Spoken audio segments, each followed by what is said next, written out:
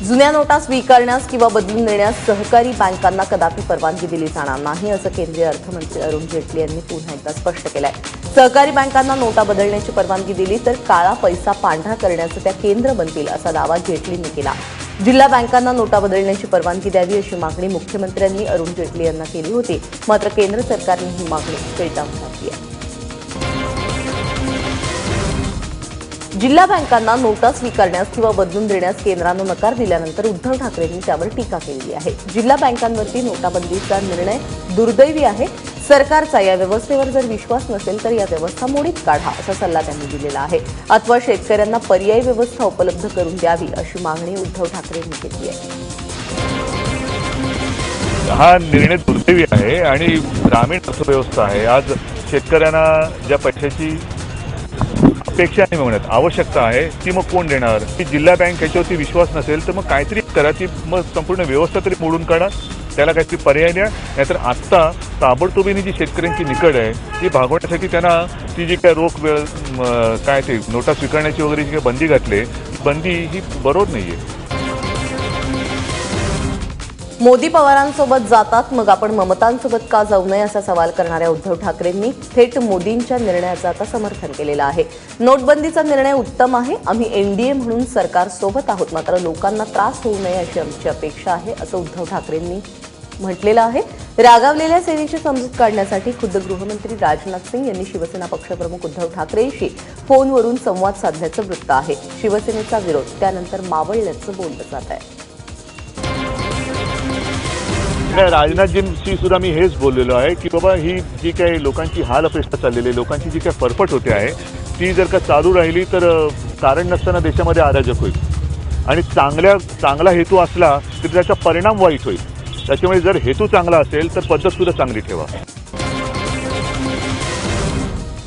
मुंबईतले काही पोलीस अधिकारी काळ्याचं पांढरं करण्याच्या तयारीत असणाऱ्या व्यापाऱ्यांना सावज बनवत असल्याचं समोर येत आहे। 500 आणि 1000च्या नोटांची 3 कोटींची रक्कम बदलण्यासाठी आलेल्या व्यापाऱ्याला 6 जणांच्या टोळीने लुटलंय।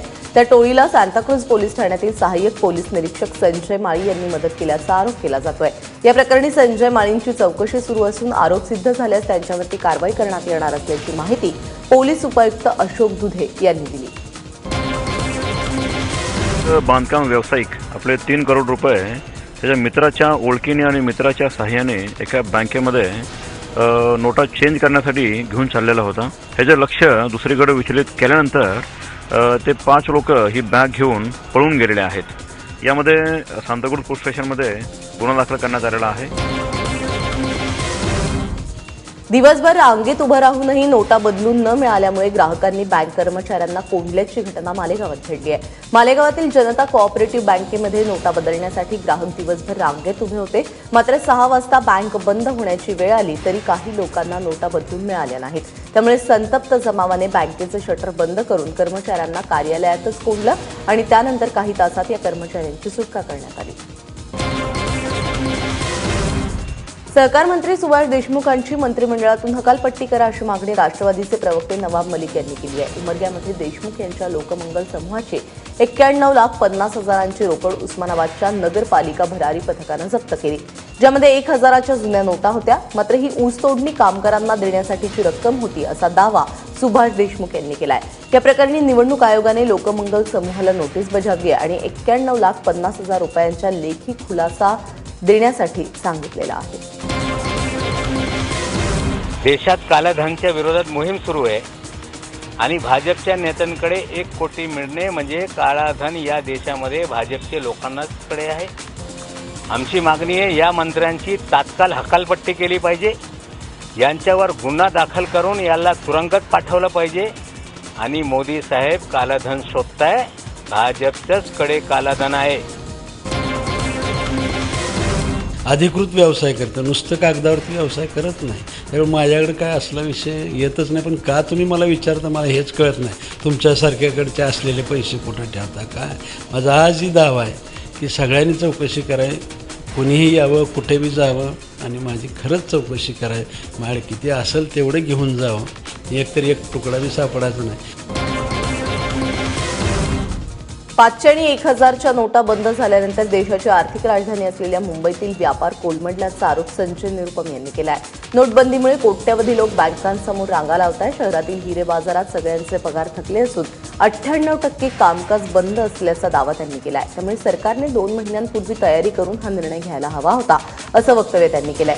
पंतप्रधान मोदी मन की बात करतात, मात्र आम्ही लवकरच मनी की बात हा उपक्रम सुरू करणार असल्याचं त्यांनी सांगितलं.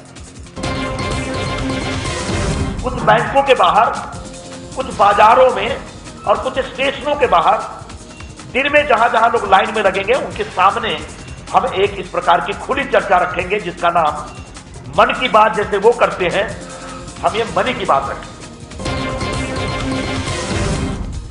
मोदी सरकारने जुन्या नोटा बंद केल्यानंतर राज्यभरात मोठ्या प्रमाणावरती नोटांचा खजिना सापडलेला आहे. नगर जिल्ह्यातील संगमनेरमध्ये पोलिसांच्या कारवाईत 30 लाखांच्या 500 आणि 1000च्या नोटा जप्त करण्यात आलेल्या आहेत. तर औरंगाबादमध्ये क्रांती चौकातून 18 लाखांची रक्कम जप्त करण्यात आली आहे. चलनातून बाद झालेल्या 500, 1000च्या नोटांसह नव्या नोटा देखील यामध्ये असल्याचं पाहायला मिळतंय. 2000च्या 350 नोटा यामध्ये असल्याचं कळतंय. ही रक्कम चाणक्य पतसंस्थेची असल्याचा दावा केला जातोय. तर औरंगाबादच्या जालना रोडवरती एका गाडीतून 2.5 लाख, सांगलीच्या माधवनगरमध्ये 19 लाख आणि चंद्रपूरमध्ये 30 लाखांची रोकड जप्त केली गेली आहे. नोटाबंदीच्या निर्णयानंतर राज्यातील महानगरपालिका आणि नगर परिषदा मालामाल झालेल्या आहेत. गेल्या 6 दिवसात राज्यभरामध्ये 766 कोटी 47 लाख रुपये जमा झालेत. जुन्या 500 आणि 1000च्या नोटा रद्द झाल्यामुळे लोकांनी नोटा खपवण्यासाठी महानगरपालिका आणि नगरपालिकांकडे मोर्चा वळवलेला आहे. त्यामुळे तिजोरीतही चांगलीच भर पडली आहे. पुण्यामध्ये एलबीटी कर थकवणाऱ्यांना दंडाची रक्कम 500 आणि 1000च्या नोटांच्या स्वरूपात देण्याची मुभा देण्यात आली आहे. पालिका करापाठोपाठ आता एलबीटीवरचा दंड देखील चलनातून रद्द झाल्याने झालेल्या 500 आणि 1000च्या नोटा भरण्यासाठी पुणे महानगरपालिकेने नवा निर्णय दिलेला आहे. या नोटा आम्ही स्वीकारू असं ते म्हणतात. राज्यात महानगरपालिका यापूर्वीच कर भरणाऱ्यांना 500 आणि 1000च्या नोटा स्वीकारत होती. जवळपास 40,000 व्यापाऱ्यांना पालिकेने याबद्दलच्या नोटिसा पाठवल्यात. जर व्यापाऱ्यांनी दंड भरला तर पालिकेच्या उत्पन्नामध्ये जवळपास 45 कोटींची वाढ होण्याची शक्यता सहआयुक्तांनी वर्तवली आहे. नोटबंदीच्या निर्णयानंतर मुंबईतील घर खरेदी मंदावल्याचं चित्र दिसतंय. घरासाठी दिलेली अनामत रक्कम लोकांनी परत घ्यायला सुरुवात केली आहे. अंधेरीतील लोखंडवाला परिसरामध्ये साधारणतः 1,65 लाखाला विकल्या जाणाऱ्या घराची किंमत 1.5 कोटीपर्यंत खाली आली आहे. नोटबंदीच्या निर्णयामुळे भविष्यात घराच्या किमतीमध्ये मोठी घसरण होणार असल्याचा अंदाज व्यक्त केला जातोय. त्यामुळे लोकांनी घर खरेदीसाठी थोडं थांबण्याचा निर्णय घेतल्याचं बोललं जात आहे. औरंगाबादमध्ये 2 ठिकाणी 500च्या नोटा कापून फेकण्यात आलेल्या आहेत. सुतगिरणी चौकामध्ये या कापून फेकलेल्या नोटा दिसतात. स्थानिकांनी याची माहिती पोलिसांना दिली. याशिवाय साईनगर भागातही 500च्या फाटक्या नोटा आढळलेल्या आहेत. यापूर्वी पुण्यातील कचऱ्यात आणि काशीमध्ये गंगा नदीत जुन्या 500 आणि 1000च्या नोटा सापडल्या होत्या. नाशिक जवळच्या घोटीमध्ये राहणाऱ्या दिलीप रोकडेंच्या घरी चोरी झालेली आहे. मात्र चोरट्यांनी घरातून जाताना 1500च्या नोटांकडे ढुंकूनही बघितलं नाही. त्यांनी फक्त 100 आणि 10-20च्या नोटाच खिशात घातल्यात आणि घरातील 2 सिलेंडर्स चोरून नेले. दिलीप रोकडे वीज मंडळामध्ये कंत्राटी कामगार आहेत, तर पत्नी अपंग आहे. दुसरीकडे धुळ्यातील देवपूर परिसरात राहणाऱ्या श्याम पाटील यांच्या घरी दिवसाढवळ्या चोरी झाली. कडी कोयंडे तोडून चोरटे घरात घुसलेत. मात्र चोरट्यांनी फक्त 4000ची चिल्लर घेऊन पोबारा केलाय. गारमेंटच्या हाताखाली काम करतो. ते लाईट बिलाचे पैसे भरणं माझ्याकडे 500 1000 नोटा होत्या. त्यांना कोणी हात लावला नाही. आणि जो माझ्या मिसेससाठी हाडाचं ऑपरेशन करायचं होतं त्यासाठी माझ्यापासून पैसे आणले होते 10,000 रुपये. ते घेऊन गेले. ते कुठल्या नोट होत्या? 10च्या होत्या, काही बाकीच्या 100च्या होत्या. देशातील आर्थिक स्वातंत्र्यासाठी प्रत्येकाने स्वातंत्र्य सैनिक व्हावं असं मुख्यमंत्र्यांनी म्हटलंय. तसंच मोदींचा पैसा थेट तुमच्यापर्यंत येण्यासाठी नगरपालिकेत सत्ता द्या असं आवाहन मुख्यमंत्री देवेंद्र फडणवीस यांनी केलंय. नाशिक जिल्ह्यातील सिन्नर इथे नगरपालिका निवडणुकीसाठी प्रचारादरम्यान ते बोलत होते. राज्यात शिवसेना आणि भाजपची युती झाली असली तरी नाशिक जिल्ह्यात चित्र वेगळं आहे. जिल्ह्यामध्ये दोन्ही पक्ष एकमेकांच्या विरोधात उभे ठाकलेले आहेत. दरम्यान मनसे ग्रामीण जिल्हाध्यक्ष सुदाम कोंडबे यांनी भाजपमध्ये प्रवेश केलेला आहे. कोंबडे हे नाशिक महानगरपालिकेमध्ये नगरसेवक आहेत.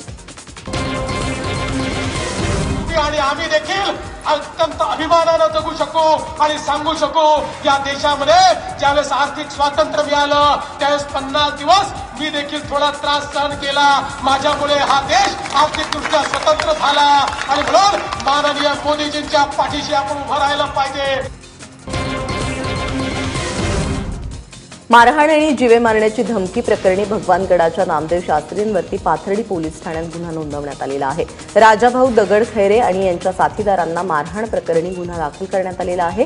काही दिवसांपूर्वी दगड खैरे आणि त्यांचे सहकारी भगवानगडावरती गेले होते. त्यावेळी नामदेव शास्त्रींच्या चिथावणीवरून जमावाने दगड खैरे आणि त्यांच्या सहकाऱ्यांना मारहाण केली असं या फिर्यादीत म्हटलं गेलं आहे. विशेष म्हणजे राजाभाऊ दगड खैरेंनी 6 दिवस उपोषण केल्यानंतर गुन्ह्याची नोंद झाली आहे. बातमी नागपूरमधून आहे. नागपूरमध्ये 12 तासात 2 महिलांची हत्या झाली आहे. कॉटन मार्केट परिसरातील गुजरात लॉजमध्ये एका महिलेची गळा दाबून हत्या करण्यात आली. अद्याप या महिलेची ओळख पटलेली नाही. तर दुसरीकडे घरात घुसून वृद्ध महिलेची निर्घृण हत्या करण्यात आल्यामुळे नागपुरात एकच खळबळ उडाली आहे. 62 वर्षीय प्रमिला कानपाडे असे या हत्या करण्यात आलेल्या महिलेचं नाव असून त्या धुळस लेआउट परिसरामध्ये राहत होत्या.